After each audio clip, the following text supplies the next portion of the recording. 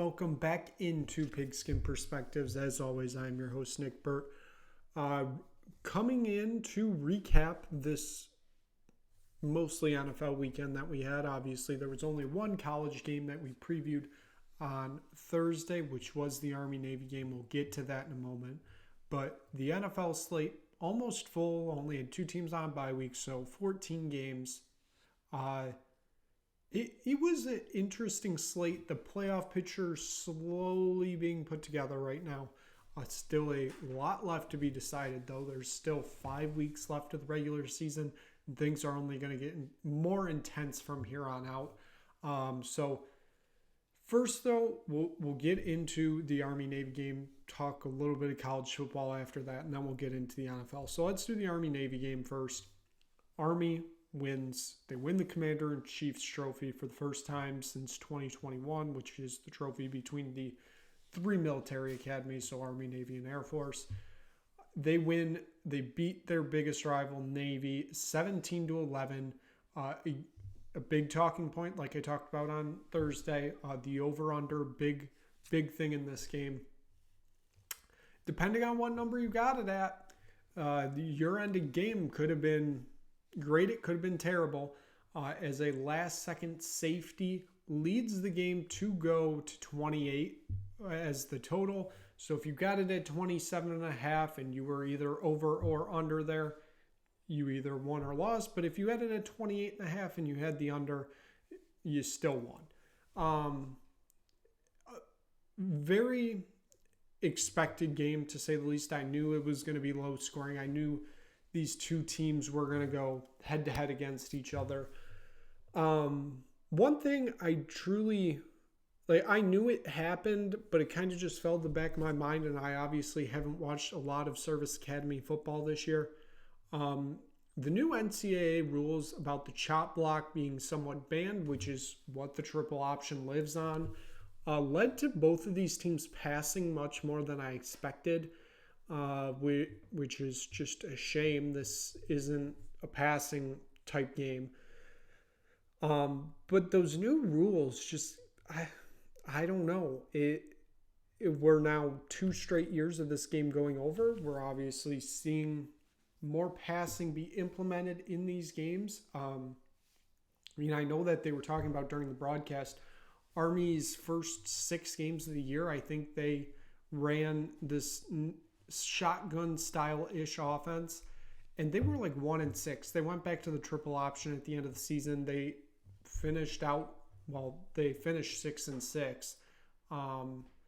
But the NCAA just seems to constantly be picking at what makes college football, and it's just making it worse and worse, if we're honest. Getting rid of the chop block, sure, safety.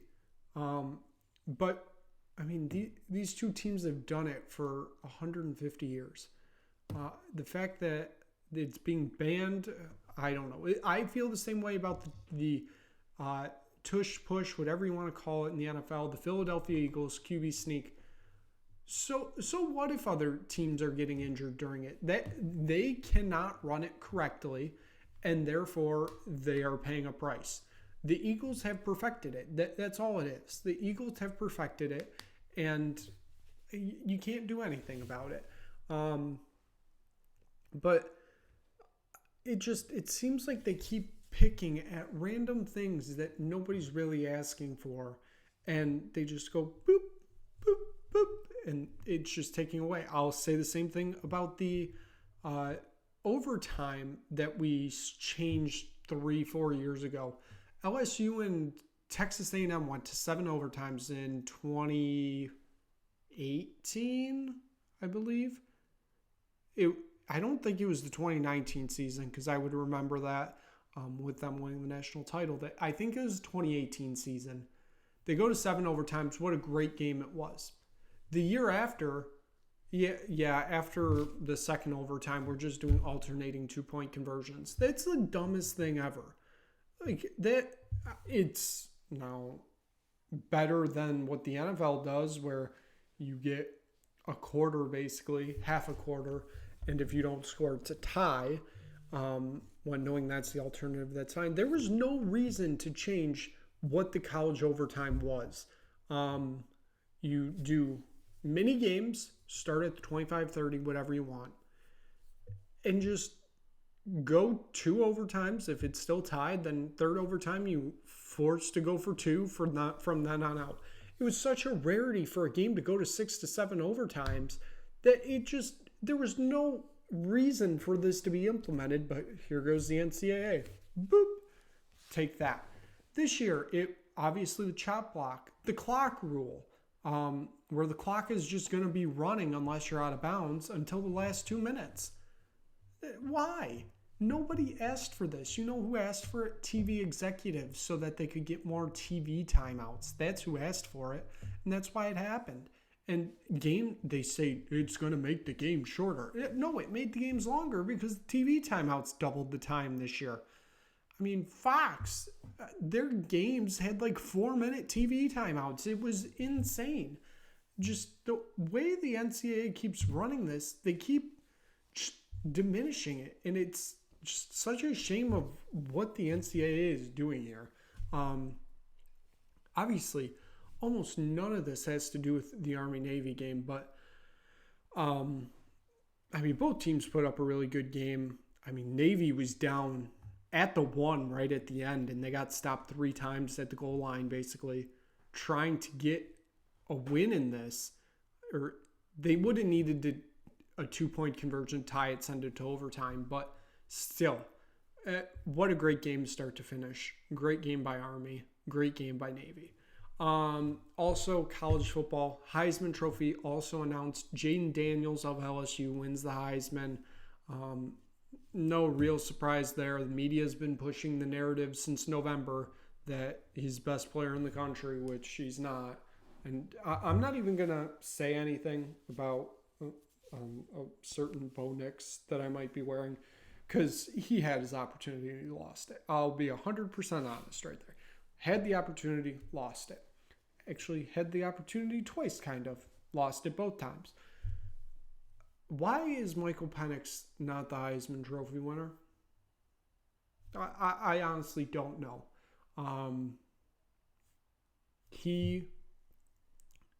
Listen, I get the people saying quarterback stats or wins aren't a quarterback stat. Yes, they are. He's undefeated, won a conference title. He's the best player on the team. If Washington doesn't have Michael Penix Jr., they're not undefeated. They're not in the playoffs. They don't win the Pac-12. Yet, Jayden Daniels loses 3 games. Stat pads against Georgia State in November. Plays 4 quarters, 8 touchdowns. 3 losses. Doesn't play in a conference title. Wins the Heisman. I don't get it. I truly don't. Like I said, Bo had his opportunity, lost it twice. Both Washington games. He wins. If he wins the Pac-12 title, he wins the Heisman. Actually, I don't even know that now. With the gap distribution of total votes of how it worked out, I don't know if he wins it still, because Daniels just, I don't know. Also, very interesting. So Heisman voting is split into 6 regions of the country, I believe, 6 or 5. And stupid number of people voting. I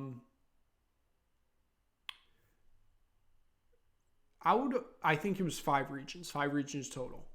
Out of the 5 regions, Jayden Daniels won 3 of them. Michael Penix won the other 2. You want to take a guess of where the other 2 were? The Midwest, which obviously the Big Ten. The Far West, obviously the Pac-12. Now, why did the Big Ten win? Maybe, just maybe, is it because Michael Penix played at Indiana and, the media have seen him play? Is it maybe because Washington's moving to the Big Ten next year and, the media members of Big Ten country were watching their West Coast brethren and seeing what they're in store for next year? It's almost like the other 3 just didn't care to watch, it seems. I don't know. I don't agree with it.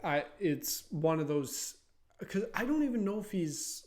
I know being a Heisman winner doesn't mean you're NFL caliber.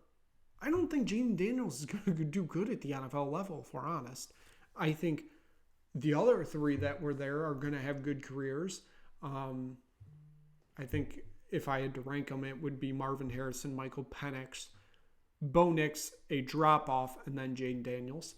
I don't get it. I don't. But voting's over, which that is shambolic. 800 plus voters, and this is the system we end up with. We have J.J. McCarthy getting 1 first place vote. We have Blake Corum getting 3 first place votes. I think we had Cody Schrager get a first place vote. This needs to be overhauled. It's a vanity award, if we're honest. It's a popularity contest, and that's what it's turned into. If they want to be serious about this award, we get major reconstruction of the voting process. I think we need it at least cut by half the votes. I'm fine with still giving former Heisman winners their vote. That's fine with me, because you got to have that football aspect and media aspect, combine that, all that fun stuff. I think the week between the last game of the season and conference championship, you put in a vote for your top 4. And we go from there, calculate that. After the conference championship, you announce the top 4, and then you re-vote. And you don't have somebody like J.J. McCarthy getting a first place vote for no reason at all, because people are saying, well, my vote doesn't matter, so I'm going to vote J.J. McCarthy. It needs overhauling.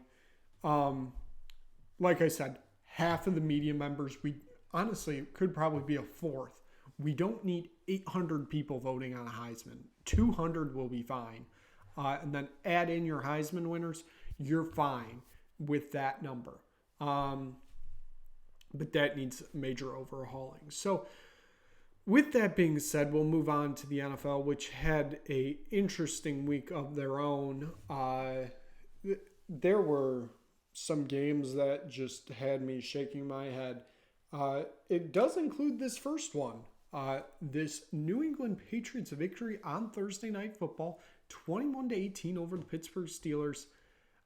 Nobody's saying the Patriots are back, as this actually hurts their draft stock, but they actually put up a decent performance for once this season.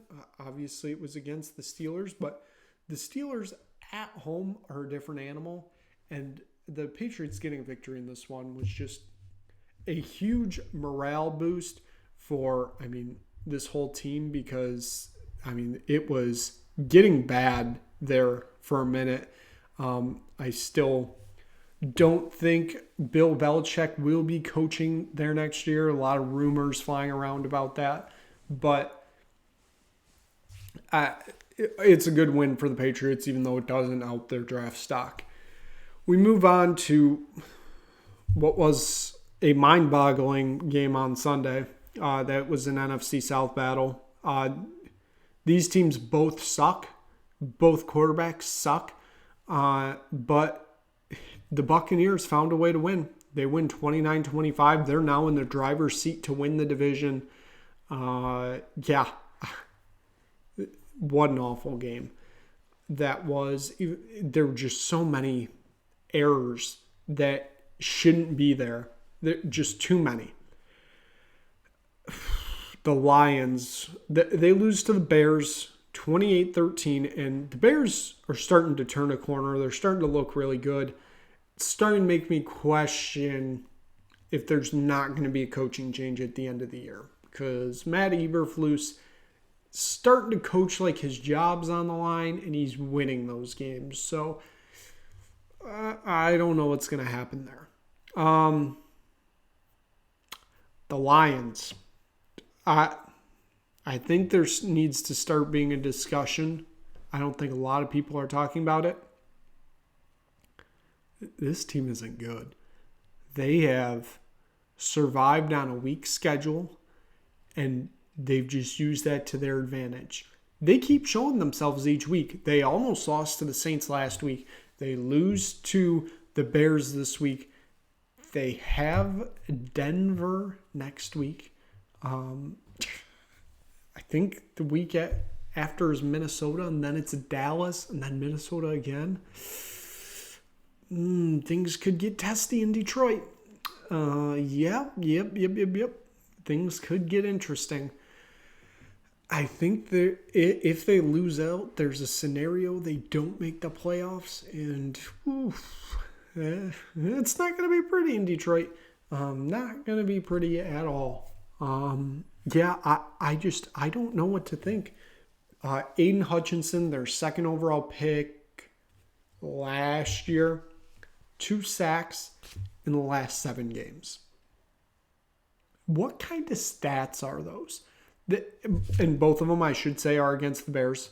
Both against Justin Fields. So, just saying something. Jake Browning put on an outstanding performance for the Cincinnati Bengals as he gets a 34-14 victory over the Indianapolis Colts in a game that's going to be really telling. It's going to seem down the line for this playoff battle because the AFC is just packed with wild card teams right now. And every win is going to mean so much more if you're going up against a team that's in that hunt too. In soccer, if it's 2 teams really close in the table going up against each other, it's a 6-pointer because if you win, you get your 3 points, but then your opponent's also losing the opportunity to get 3 points. If that makes sense, it's a 6-pointer. That's what these AFC games are turning into. They're turning into 6-pointers. Even though they don't do the point system, you still get my point. This was another one, just like that. The Cleveland Browns, Joe Flacco turned back the clock, 300-plus yards on the day, gets a 31-27 victory over the Jaguars. My, oh my. Watching Joe Flacco turn back the clock in the year 2023, just amazing to watch. The Browns, of course, because they're them, suffer more season-ending injuries during the game. Jedrick Wills out the season, which is not great. The Browns are finding ways to win, even though injuries keep trying to take them down.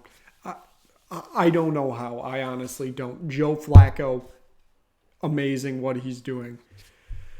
The New York Jets and Zach Wilson, starting quarterback, absolute domination of the Texans, 36. Oh my gosh, what a performance from Zach Wilson.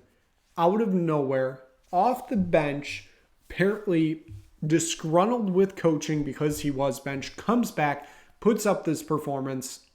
The Jets aren't back, but this was a statement performance against a team that's in playoff contention, which is something they very much needed. Another AFC game, I don't know, or NFC South game, I should say. That division just drives me crazy. That I'm just pronouncing it wrong every time. The division, it drives everybody crazy because nobody's good in it. The Panthers lose again. No true surprise there. They lose 28-6 over the New Orleans Saints over Derek Carr, who's back from a concussion injury. Still doesn't look good, though. What a game this was. The Baltimore Ravens get a 37-31 victory in overtime over the LA Rams. But it was the way it got done. A 76, 77, somewhere around there, yard punt return in overtime gets the victory for the Ravens. They take over that first place spot in the AFC right now. The Ravens are looking at a pretty good position right now, but that schedule, man, it gets rough as we get deeper and deeper into December. So they are going to need to hold on to dear life to that position.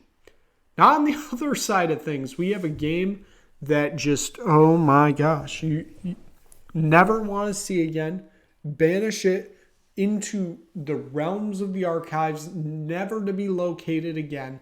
Just do it because this is all I did during red zone, during the whole game, whenever it came up, because there weren't many red zone opportunities, if we're honest. And then when we were like this. And then when it was just disintegrated, it was just disgusting. The Minnesota Vikings get a 3-0 victory over the Las Vegas Raiders. 3 points that were kicked with 2 minutes left in the game. This game was 0-0 for 58 minutes. 58 minutes. Absolutely disgusting game. Josh Dobbs gets benched. Josh Dobbs' season is over because Nick Mullins is now starting quarterback for the Minnesota Vikings. So, absolutely disgusting game. Just even trying to rethink about it, not great because that was just ugly. So ugly. The San Francisco 49ers, they keep the good times rolling. They get a 28-16 victory over the Seattle Seahawks. This 49ers team, I'm hoping they aren't using up too much energy right now because the playoffs are coming. And if they falter again, I'd worry about their playoff success. But this team looks dominant right now. They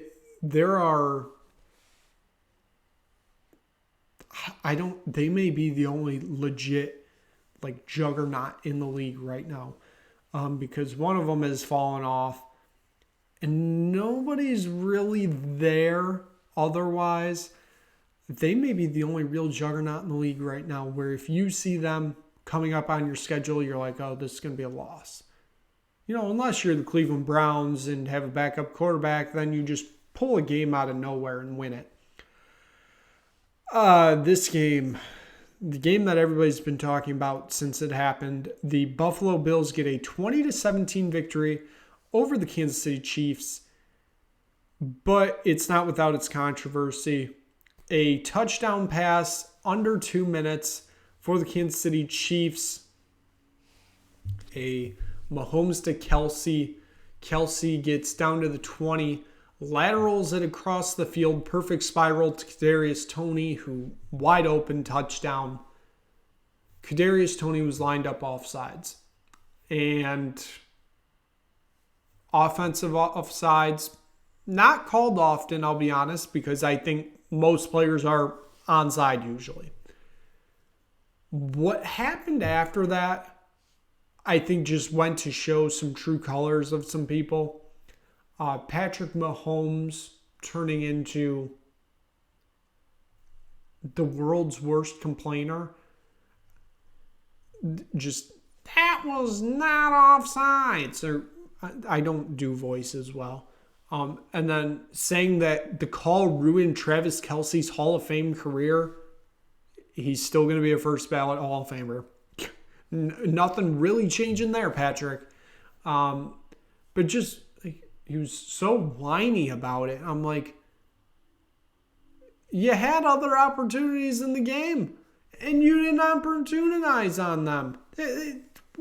That's all on you. It's not all on you, but, I mean, just the way he went about it was just really odd and weird. Yeah, I don't know. Moving on, this score line is wrong because the logos are wrong. The Broncos won this game 24-7 over the Los Angeles Chargers, and the Chargers were at home. Justin Herbert out the year with a finger injury. Easton Stick, the new starting quarterback for the Chargers. The Broncos, they're sneaking it to. They are in position to be in position right now. They're one game out of Kansas City. They're hot. Kansas City's not. Hey, who knows? Anything can happen any given Sunday. We get to the other team that was a juggernaut and now is just falling off, the Philadelphia Eagles. I really don't know. The Eagles, they don't look good right now. It's like they've almost been figured out, just a little bit. But they lose to the Dallas Cowboys on Sunday Night Football, 33-13, in a game the Eagles never really had, and the Cowboys controlled start to finish. Now, they're tied atop the division. Believe Dallas has a tiebreaker. Could be wrong about that. Now it's starting to get to that point of the season. Cowboys fans coming out. Hey, this is our year. Yeah. And they're going to start getting very, very talkative soon. Really feels like it because that run in, little bit easy. Hey, maybe it is your year. But just like the past 32, 33, there's a real good chance it's not. Moving on to Monday night, where we had two games, both of them on at the same time, both inexplicably coming down to the wire, and both with results I don't really think anybody expected. The Dolphins had a 27-14 lead with 2 minutes left. The Titans win this game 28-27. Two just insane drives by Will Levis to get them to win. I was stunned with it. The Dolphins should have been much farther ahead in this game. Tyreek Hill goes down with injury. And the Dolphins are right up there with the Lions with being frauds. They're still probably going to win the division just because the way that it's going to play out. But I don't think there's any chance we see them in February. None at all. I just don't think it's going to happen. They're not good against they're not good against good teams. And then Tommy DeVito, Tommy Cutlets, the Italian Stallion. I mean, this dude's got so many nicknames. The DeVito family tailgate. His agent looking like he's straight out of the mafia.